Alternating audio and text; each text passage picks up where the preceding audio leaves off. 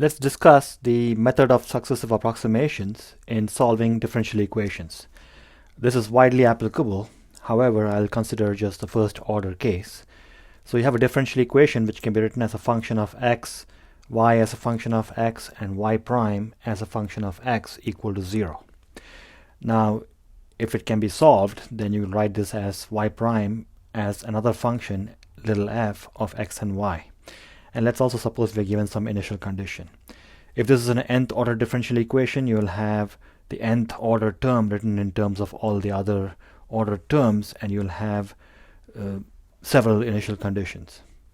So the idea here is to think of the n plus 1th approximand as the initial condition plus whatever you get when you integrate the function with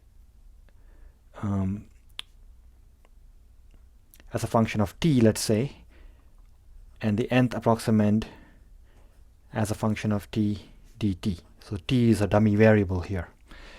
When you integrate this and then you put the upper limit as x, you'll get a function of x. Now you keep doing this till you take the limit as n goes to infinity of y and x, and that procedure gives you the full solution y of x. Now these methods are best seen in action, so let's consider a concrete example.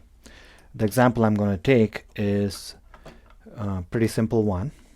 I'm going to assume that I want to solve the equation y prime plus y equals e to the x.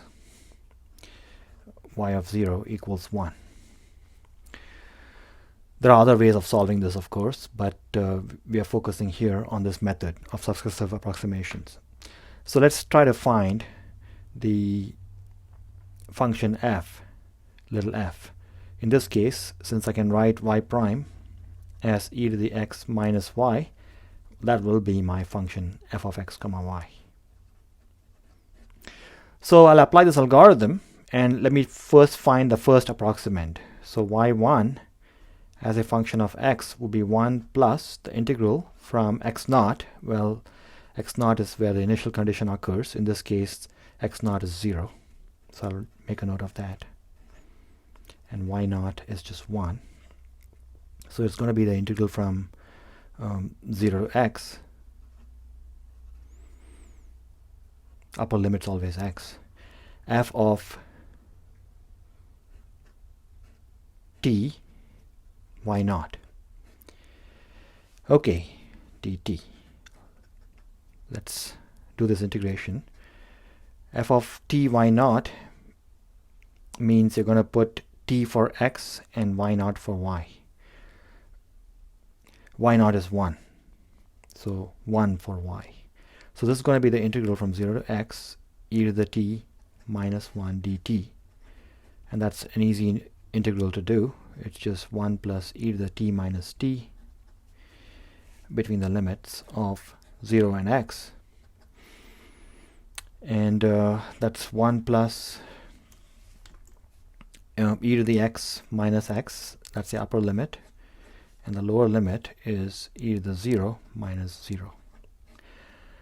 E to the 0 is 1, so that minus 1 and the plus 1 cancel out, leaving me with just e to the x minus x. So in effect, you see the first approximand is e to the x minus x. The second approximand will be something more complicated. So let's try that. Y2 of x is going to be, we'll take this y1 and put it back into the integration. So that's going to give me that initial term is always y naught. In this case, y naught is 1. Integral 0 to x, and now I'm going to get f of t comma y1 dt. So let's put that in. I get 1 plus, always make sure to put y1 as a function of t though. So that's going to be 1 plus integral 0 to x e to the t minus y1 as a function of t is this whole thing. Okay, so it's y prime is e to the x minus y. So y1, f of t comma y1 is going to be e to the t minus y1. Let me just write that step.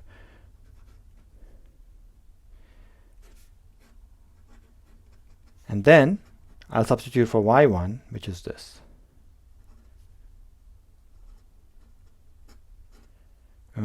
Sorry, y1 is e to the t. Let me just correct this thing here. Minus, in open parenthesis, e to the t minus t dt. So the e to the t's cancel out this time, and I just get t dt.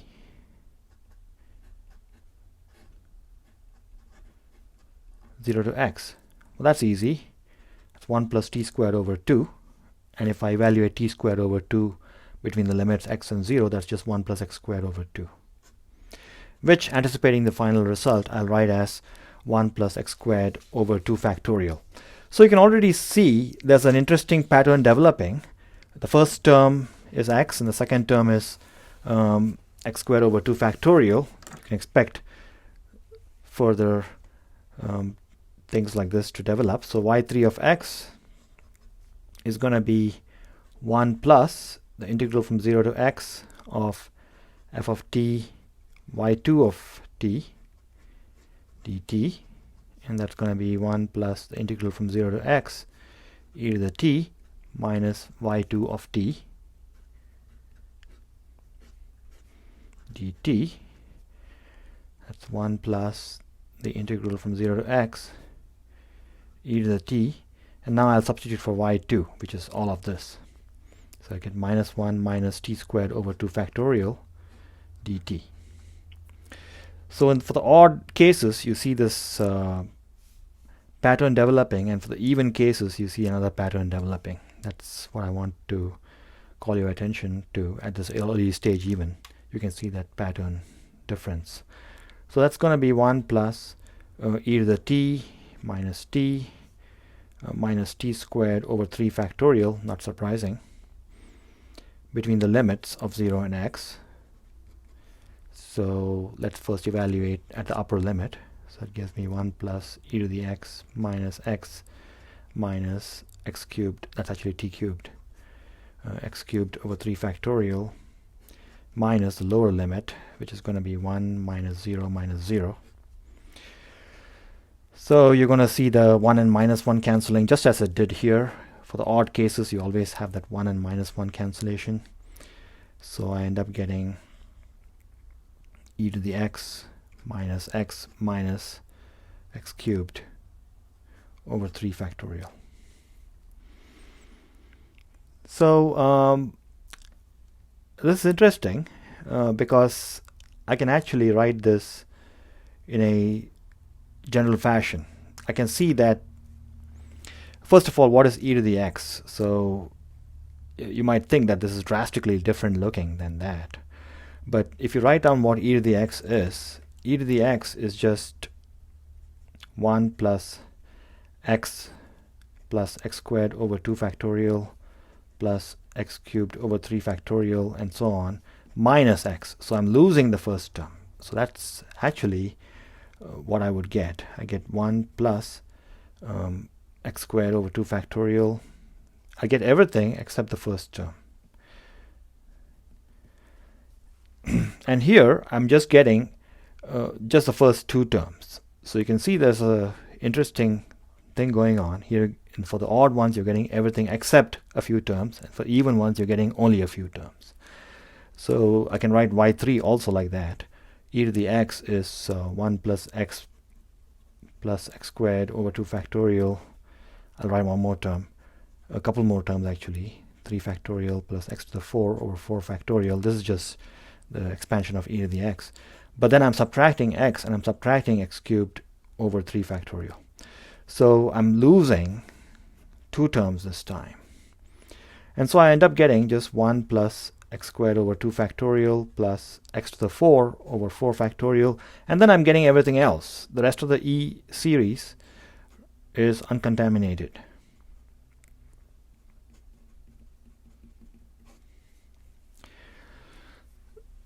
So what I have here is an extrapolation. I'm going to continue these trends, and so for even cases y2mx, I'm going to get terms only up to the mth expansion in the exponential.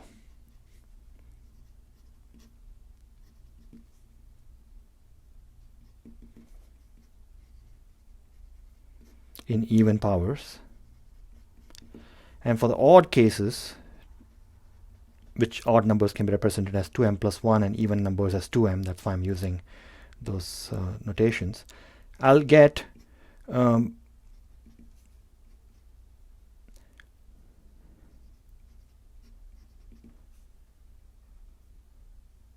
more terms. So I'll be getting terms up to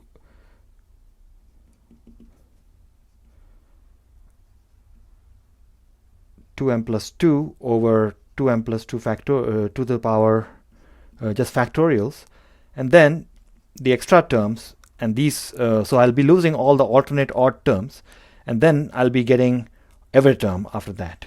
So x to the 2m plus 3 over 2m plus 3 factorial plus so on. Okay. Now what we have to do here is to observe the trends. So it turns out that this is nothing more than the series of the series for cosh x. Okay, so the limit as n goes to infinity of yn of x for both even and odd is just the series for cosh x. And one way to see that is the series for cosh x is the same as the series for cos ix. The series for cos x is 1 minus x squared over 2 factorial, so that's going to be ix squared over 2 factorial plus ix 4 over 4 factorial. So cos only has even factorial powers with alternating signs, plus minus 1 to the power n 2n x to the power 2n over 2n factorial. That's the nature of regular cosine. So if I expand I squared equals minus 1, then I get precisely what I have here, the series for cosh. And I to the 4 is also equal to 1. So I get x to the 4 over 4 factorial. So you can see that this is indeed the series for cosh. So the solution at the end of the day is that satisfies the initial differential equation is y of x equals cosh x. Now once you have this solution, it might be worthwhile for you to quickly check if it works out and if it's indeed legitimate. First of all, let's check the initial condition. When x equals 0, y is 0. That makes sense because cosh of 0 is 1. Cosh, remember, is e to the x plus e to the minus x divided by 2. So when x equals 0, that's equal to 1. So that does make sense. The other thing we can actually do is explicitly see it satisfies the actual differential equation. So that's something I should probably let you do, but I'll show you here. So here's a check. If I take cosh and differentiate it, I'm going to get sinh x, and sinh x plus cosh x is indeed e to the x, because you see sinh x is e to the x minus e to the minus x divided by 2, and cosh x is e to the x plus e to the minus x divided by 2, and when you add them up, you do end up getting e to the x. So that is a proper solution to this problem.